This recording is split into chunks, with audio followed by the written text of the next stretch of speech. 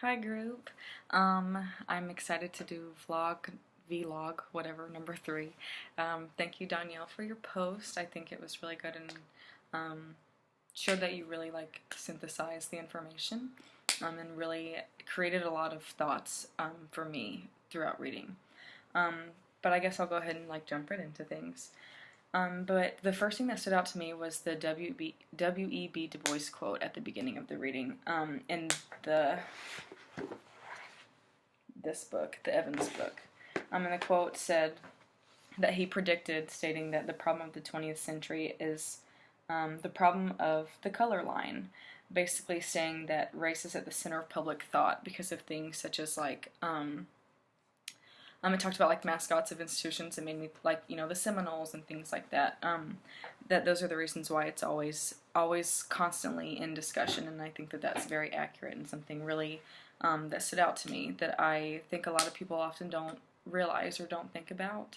You know, it's something that's ingrained in us, a social construct, I think the book called it, and sometimes we don't actually plan or mean for that to happen. I know I've seen on Pinterest or Facebook or something different pictures of children that'll be holding hands with somebody of a different color or a different race, and it says things like "You're not born racist. You're not born with these ideas." And I think that that's something really to think about. Is that as much as we're trying to keep this from happening, maybe we are the ones that are making it happen. But with that being said, while you were talking, I just was taking some notes and wrote some things down.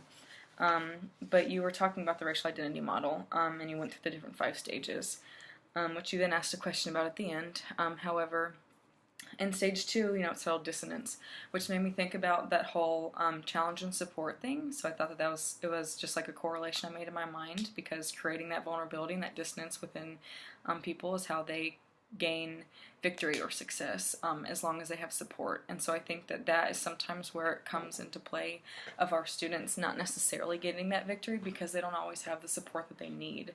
So if an individual is going through this racial identity model or this process, they're going through that, and so they're being challenged and gaining this dissonance, but they don't have the support that they need, like a multicultural office or an office of diversity or whatever it is that they need for support. I think that sometimes is something that we don't think about, is that they're being challenged, that we're not providing, and also not providing the support. But that's just something that I thought of as I was reading or listening to your vlog. You also said that you can see people and yourself fitting into these different models and different models, I guess, which made me think about what Carmen said last week with us not putting our students into boxes. And so it just made me wonder, are we putting them into boxes when we say that they fit? I don't necessarily always think so, but I do think that it's something to think about, because saying that we fit into this or that this student fits into that is kind of putting them in that box, but at the same time I think it's also really kind of accurate a lot of the time, if that makes sense. I feel like my thoughts are all over the place, but I'm trying. But you suggested to walk through our identity development, and I really did that, or tried to do that.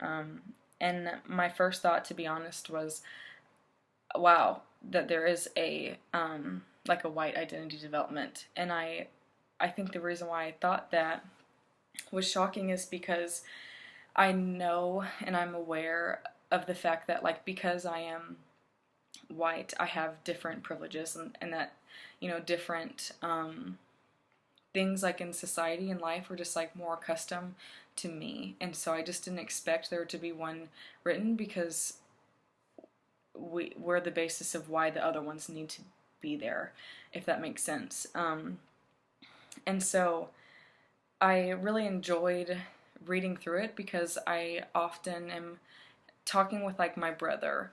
I have a 19-year-old brother, so he's a sophomore. He goes to the University of Tennessee, so he's a white male.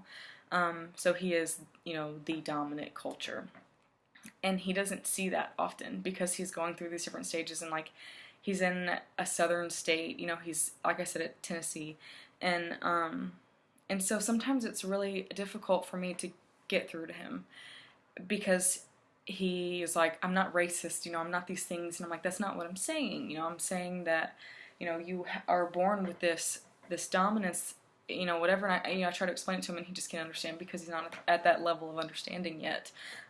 He takes it personally because I really do believe that, like, while white privilege is real, so is white guilt. And I think that I know I've experienced many times, and I'm not going to say that like that is important, but it's definitely real. And I think that for people like my brother, it's really difficult as of right now as a 19-year-old kid, really, for him to like see that or understand it. But I just wrote some things down. It says like it's really just like white people finding their role in creating and maintaining a racist society and our need to act responsibly for that, which made me think of this article that I read like during the issue in Ferguson, because that was it was a hot topic, and it was very hard, and it hurt that whole time. And so what it was really saying is like, how can you as a white person help through this time in Ferguson? And the biggest part was like to be an advocate, not to be a voice, to like, with the power that we're given, to utilize that to help the Black community speak up and to help them have their voice be heard, and to listen. And so that really stood out to me, so I just correlated those together. But then it in the first one, it gave like the two stages, which was the abandonment of racism and the evolution of a non-racist society. And I think that made me think of my brother again, because like he is still like in that first one, like he hasn't really like abandoned that because he hasn't really like noticed it, I guess. But then it says like, redefining what it means to be white, taking ownership over it and of the privilege and how it affects others. And that's also made me think of him because, yeah, like he is like, yeah, I'm white, but doesn't see it as like a big deal. Like he doesn't understand what that means. He's like, no, I've worked for what I have. Yeah, sure, maybe you have, but like you don't see these other things. So it's just, I just kept thinking of my brother the whole time, because this helped me like find or think of ways to like help better explain these things to him. But then it made me think about like the South and like truly the impact that has, because I know that like my grandmother, a lot of these things, I was just thinking of all these people in my life that I know don't understand this, that we're reading and that we're learning, and I like wish that I could teach it to them. And, I plan to, or at least to try, but now I'm just rambling and I'm going on way too long, but I'll just continue and finish up answering your questions. But with your questions, you said, well, first, do people reach that fifth stage of racial identity? And it made me think about what we talked about in class, I think 2 class periods ago, of people not ever reaching that last stage. And I think it's kind of difficult sometimes to reach that last stage, because that means you're like maximizing on who you are and then you have no more growth. And so I think oftentimes, while they may not fully hit that last stage, that it is something that they can like continue to shoot for, or like continue to drive for, if that makes sense. To just shortly answer that question. And then for the first question you asked about finding the balance and helping a student, I think that it's hard to answer that question just like straight up, because like it's very situational, I think, like depending on where they're struggling and like what's hurting for them, like depending on like which model they're experiencing, or like which group they feel like they belong to or like identifying as. And so I think really taking it case by case and like just having the background knowledge of these theories and like how they can help us to best guide our students, which ultimately is like what they're about, is to just like helping us guide our students and being the best advocates we can for them and letting them know that we understand. We may not understand because we experience it, but we understand because we've learned about it, we've studied it, and we've taken the time to care about it. And so with all that being said, this long video, I just want to say that I am very appreciative of the opportunity to read about all these different like models and to better learn how to help our students as well as each other.